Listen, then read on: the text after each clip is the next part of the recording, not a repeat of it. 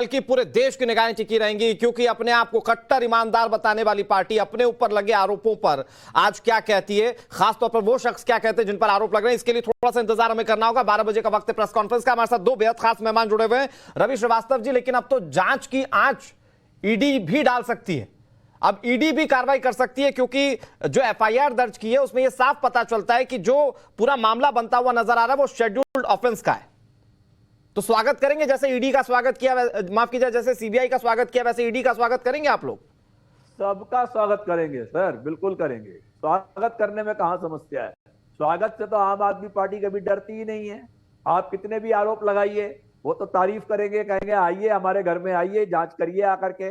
अब जरा एक दो मुद्दों पे बात कर ली जाए। पहला मुद्दा तो ये कि ये आरोप जो कहा जा रहा है कि वो 144 करोड़ और 30 करोड़ और लाइसेंसिंग में घोटाला वगैरह वगैरह, ये आरोप कौन लगा रहा है? ये आरोप क्या सीबीआई ने लगाए हैं क्या? ये आरोप क्या ईडी ने लगाए हैं क्या? किसने लगाए आरोप? ये आरोप मीडिया लगा रहा है कि कोई चीफ सेक्रेटरी की रिपोर्ट है जिसको एलजी ने मान लिया, एलजी ने रेकमेंड कर दिया, वो आरोप बन गया। ऐसे आरोप नहीं होते। आप देखिए कल सीबीआई ने जो एक पेपर जारी करा उसमें क्या लिखा हुआ है कि वो अमन अरोड़ा, दिनेश अरोड़ा, अर्जुन पांडे, इन तीन आदमियों ने 1 करोड़ रुपया या 2 करोड़ रुपया दूसरे के खाते में जमा किया, इतना ही चार्ज है। बाकी आपने बताया सुबह कि कल वो 12-14 जो एक्साइज डिपार्टमेंट के लोग थे वो सब जांच के घेरे में आ गए हैं। पता लगा कि जो शाम को एफआईआर आई उसमें सिर्फ 3 लोग हैं जो पब्लिक सर्वेंट है। रवि श्रीवास्तव जी सुनिए, रवि श्रीवास्तव जी आपने अपनी बात रखा, आपको पूरा मौका दिया मैंने, आपने सवाल पूछा आरोप कौन लगा रहा है। सर अगर जांच टीम को जांच में कुछ नहीं मिला तो एफआईआर में सबसे पहला नंबर मनीष सिसोदिया का क्यों है? आपने एफआईआर पढ़ी है ना सर? मैंने पढ़ी है। अगर के ऊपर पहले इन्वर्टेड कॉमा लगा दीजिए दोनों साइड से। हाँ। पहली बात तो यह कि जांच में कोई आपत्ति नहीं। हाँ। जांच खूब की जाए। मुझे तो एक बात का जवाब दीजिए, क्या आज बीजेपी इस बात की माफी मांगेगी कि कल उन्होंने जो न्यूयॉर्क टाइम्स का आर्टिकल, सर आप फिर न्यूयॉर्क टाइम्स पे जा रहे हैं, मैं तो कार्रवाई की बात कर रहा हूं। मैं सीबीआई और ईडी की कार्रवाई की बात कर रहा हूं सर। न्यूयॉर्क टाइम्स में भी मैं आपको जवाब दूंगा। सुनिए तो सही, भटकिए मत। मैं मुद्दा आप भटका रहे हैं, मैं तो जांच की बात कर रहा हूं। बात करिए, उसकी भी बात करिए। मेरा ये कहना है कि कल उन्होंने 8 प्रेस कॉन्फ्रेंस की, उनके प्रवेश वर्मा आए, उनके गौतम गंभीर आए, उनके अनुराग ठाकुर आए, सबने कहा कि पेड न्यूज छपवाई है। आज माफी मांगेंगे चैनल के ऊपर? क्या जवाब दीजिए मुझे आप इस बात का। ये बीजेपी का प्रवक्ता बैठेगा, मैं पूछ लूंगा। मैं तो सवाल कार्रवाई को लेकर पूछ रहा हूं, क्योंकि सीबीआई ने कल जाकर जब छापेमारी की कार्रवाई को शुरू किया, और फिर आप वहीं से शुरू करिए कि जिसको लेकर दिल्ली के मुख्य सचिव ने इस बात की संस्तुति की थी, फिर उपराज्यपाल ने मंजूरी दी, तब जाकर कार्रवाई शुरू हुई। जब ये कार्रवाई सीबीआई की शुरू हुई तभी से तो आप लोगों ने पॉलिटिक्स शुरू कर दी कि मोदी ने भेज दिया, इसने भेज दिया, उसने भेज दिया। तो आप लोग ईडी को पचा पाएंगे क्या? सवाल तो ये है दरअसल। हमारा कहना यह है कि ये आरोप नहीं है, ये आरोप आपके बनाए हुए हैं। आरोप वो होंगे जो सीबीआई अपनी चार्जशीट में लिखेगी। और जिस सर आपने एफआईआर नहीं पढ़ी क्या? के साथ में आपने एफआईआर नहीं पढ़ी क्या सर? उसमें होंगे जो शुरुआती जांच में इंगित किया गया, इंडिकेट किया गया, उसमें यह पता नहीं चलता कि यह शेड्यूल्ड ऑफेंस है। सर पढ़े लिखे व्यक्ति हैं आप, आपसे तो ये उम्मीद नहीं है कि आप उसको डिनाई कर दें। कोई प्रॉब्लम नहीं है, मैं तो कह रहा हूं ना। आप चार्जेस तो खूब लगा लीजिए ना। नहीं, फिर 2 तरीके की बात कर रहे हैं आप। ये सेकंड्स में आप बदल गए। आप कह रहे हैं कि बताइए कौन से चार्ज लगे, फिर मैंने जब आपको एफआईआर याद दिलाई तो आप कह रहे हैं कि चार्जेस तो लगते रहेंगे, जांच होगी। आप 2 तरीके की बातें एक ही शो में बैठकर मत कीजिए सर। जांच तो हो ही रही है सर।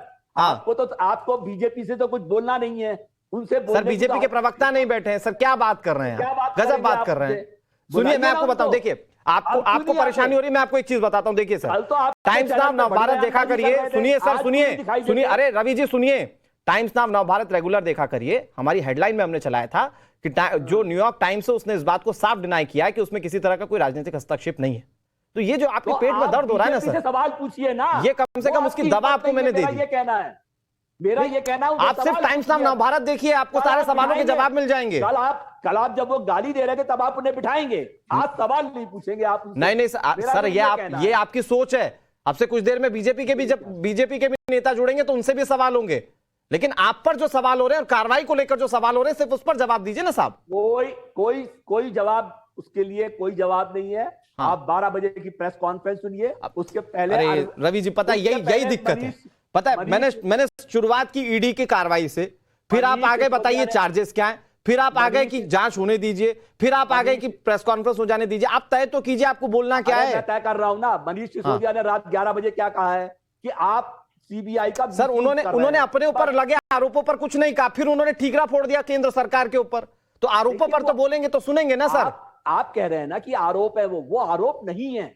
जब तक सीबीआई चार्जशीट नहीं तो 14 घंटे सीबीआई की टीम क्या चाय पानी के लिए गई थी उप मुख्यमोबाइल के यहाँ पे? क्या नहीं, मतलब बाहर चाय पानी नहीं मिल रहा था, उप मुख्यमंत्री के यहाँ पर चाय पानी के लिए चली गई थी टीम। अगर उन्हें सिर्फ लैपटॉप और मोबाइल फोन जब्त करना था तो ऑफिस में आगे ले लेते। क्या मिला 14 घंटे में? सर देखिए, सीबीआई या किसी जांच टीम को आप कटघरे में आसानी से खड़ा कर देते हैं। उसकी जांच प्रक्रिया को भी समझिए, सबके अपने प्रोटोकॉल होते हैं। मैं आ रहा हूं आपके पास, लेकिन हर्षवर्धन जी मुझे एक चीज थोड़ा सा समझाइए। बोलिए ना। ठीक है रवि जी, मैं आ रहा हूं आपके पास। सुनिए, कल से आप बहुत बोल रहे हैं, थोड़ा सुन तो लीजिए। हर्षवर्धन जी मुझे एक चीज बताइए सर, आज जो प्रेस कॉन्फ्रेंस होनी है, उम्मीद करते हैं कि मनीष सिसोदिया की इस प्रेस कॉन्फ्रेंस में कुछ अलग सुनने को मिलेगा, अपने ऊपर आरोपों पर कुछ कह सकते हैं मनीष सिसोदिया, या कल जैसी प्रेस कॉन्फ्रेंस आम आदमी पार्टी की होती रही, इसके आरोप उसके आरोप, शिक्षा नीति, स्वास्थ्य नीति, इसी पर एक बार फिर बोलेंगे? देखिए, अभी जो दिल्ली की शराब नीति है उसमें गड़बड़ हुई है कि नहीं, अब इस पर कोई भ्रम नहीं रह गया। गड़बड़ तो हुई है और गंभीर गड़बड़ हुई है।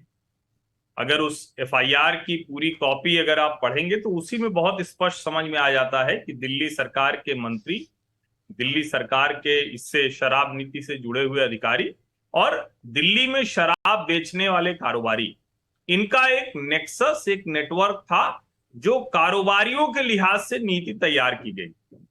अब सवाल दूसरा है, अब इसके आगे का सवाल यह है कि जो धाराएं लगाई गई हैं उसमें मनीष सिसोदिया कितना फंसते हैं। क्योंकि कल रवि जी ही बैठे हुए थे, इन्होंने एक बात कही थी, इन्होंने कहा कि अरे आप लोग नेताओं पर करते हैं, जिन लोगों ने शराब बेची उन कारोबारियों पर तो कभी नहीं छापा पड़ता। रवि जी को याद आ गया होगा, मुस्कुरा रहे हैं थोड़ा थोड़ा। दरअसल मुश्किल यही होती है, कुछ लोग बोलते हैं, कुछ तर्क खोजने के चक्कर में रवि जी आजकल बेंगलोर रहते हैं, तो वैसे भी इनको दिल्ली जानकारी कम होती है। 1 रुपया तो मिला नहीं, छापे तो पड़ गए। मैं अपनी बात पूरी करूं या आप ही ये भी समझ लेंगे? आप बोल लीजिए, कोई दिक्कत नहीं। मैं जान रहा हूं आम आदमी पार्टी वाले सिर्फ प्रेस कॉन्फ्रेंस इस वक्त कर रहे हैं, आप चाहें तो मैं चुप हो जाऊंगा। नहीं, आपके पास कुछ और हो ऐसा कुतर्क तो आप बोलिए, मैं चुप होता हूं। नहीं सर, ये प्रेस कॉन्फ्रेंस वाला मंच नहीं है, तो सीधा जवाब देना पड़ेगा। ठीक है हर्षवर्धन सर, कल कई बार इन्होंने ये कहा, संयोगवश आज यही बहस में है, तो लगातार जो ये कहा जा रहा था वो भी मामला दुरुस्त हो गया। यानी कौन से कारोबारी हैं जिनको सीधे लाभ मिला, जिन्होंने सीधे इस नीति को गड़बड़ करने की कोशिश की, अपने पक्ष में तो अच्छा करने की कोशिश की, राज्य के लिहाज से गड़बड़ करने की कोशिश की, तो ये बातें सामने आ गई। अब इसके अगला चरण ये है कि जो मुख्य आरोपी मनीष सिसोदिया बनाए गए हैं, क्या उनके खिलाफ सीबीआई को इतना प्रमाण मिल गया है कि उनकी गिरफ्तारी हो सके, या सीबीआई को अभी उनसे पूछताछ करनी है कई दौर की? क्योंकि मनीष सिसोदिया जी लगातार कह रहे हैं और ये बहुत अच्छा है, राजनीति में यही होना चाहिए। मैं तो ये कहूंगा कि सोनिया जी और राहुल जी से भी अगली बार पूछताछ हो तो मनीष सिसोदिया जी से सीखें और कहें कि हम स्वागत करते हैं, जो भी सही होगा उसके साथ गलत थोड़ी ना हो पाएगा, न्यायपालिका है, सब कुछ। बिल्कुल ठीक बात है। अब 12 बजे की प्रेस कॉन्फ्रेंस में वो क्या करने जा रहे हैं इस पर सबकी नजर होगी। बिल्कुल ठीक कहा सर आपने। इस तरह से शराब का मसला है, तो हम उम्मीद करेंगे कि अब जब वो बोलेंगे तो वो ये बताएंगे कि देखिए यहां सीबीआई कह रही, यहां हमने गड़बड़ नहीं की, ये जो नीति में पलटने की बात कही गई थी वो हमने नहीं पलटी। तो आज कुछ अच्छी बात करेंगे, तर्कपूर्ण बात करेंगे, जानते हैं बहुत इंपॉर्टेंट क्या है इस पूरे मामले में, उस पूरे मामले पर ऐसा कभी नहीं था कि कोई हिडन क्लॉज हो। सवाल लेकर भारतीय जनता पार्टी तो बहुत पहले सामने आ गई थी, जिनके जवाब पहले भी दिए जा सकते थे, लेकिन वो जवाब अब तक नहीं दिए गए। रवि जी मैं आ रहा हूं आपके पास, रवि जी मैं आ रहा हूं आपके पास। देखिए मैं एक दुविधा आपकी दूर करता हूं, रुकिए 1 मिनट, मैं आपकी एक दुविधा दूर करता हूं। गौरव, शायद रवि जी बहुत अच्छे से एफआईआर पढ़ के नहीं आए, वो समझ नहीं पा रहे कि एफआईआर में क्या धाराएं लगाई गई हैं। एक बार थोड़ा समझाइए हमारे दर्शकों को भी, मनीष सिसोदिया की मुश्किलें उस एफआईआर के बाद कैसे बढ़ रही हैं और उस एफआईआर के बिना पर कैसे ईडी एंटर हो सकती है पूरे मामले में। देखिए, अगर आप एफआईआर को देखें तो उसमें मनीष सिसोदिया और इसके अलावा जो 15 आरोपी हैं उनको नामजद किया गया है। एफआईआर में सिर्फ 3 धाराएं हैं भी शुरुआती तौर पर, जिनमें धारा 120 भी है जिसे हम आपराधिक षड्यंत्र के तौर पर जानते हैं, आईपीसी की धारा 477A है और इसके अलावा प्रिवेंशन ऑफ करप्शन एक्ट यानी कि भ्रष्टाचार निवारक कानून जो है उसकी धारा 7 लगाई गई है।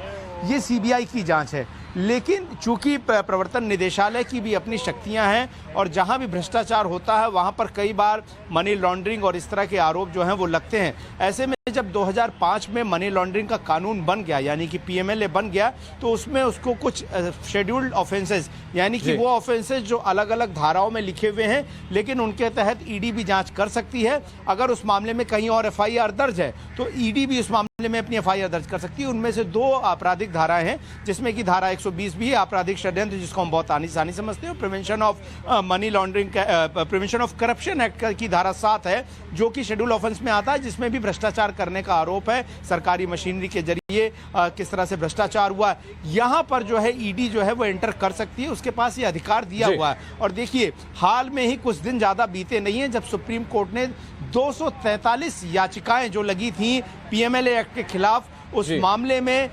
सुनवाई करते हुए जस्टिस खानविलकर की बेंच थी और उसमें कहा था कि ईडी जो है मनी लॉन्ड्रिंग के मामलों में जांच कर सकती है। ईडी को लेकर उसके तमाम शक्तियों को लेकर चुनौतियां दी गई थी। 243 याचिकाएं थी जिनको सुप्रीम कोर्ट ने जो है उनका निपटारा कर दिया, डिस्पोज ऑफ कर दिया और ये कहा कि ईडी अपनी जांच कंटिन्यू कर सकती है। वो यथास्थिति रखी गई थी और उन्हें यथास्थिति रखने का सीधा मतलब यह है कि जो शक्तियां हैं उसके आधार पर एनफोर्समेंट डायरेक्टरेट आगे कार्रवाई कर सकती है। अनुज का रुख करेंगे, हमारे साथ तमाम मेहमान जुड़े हुए उनका भी रुख करेंगे, लेकिन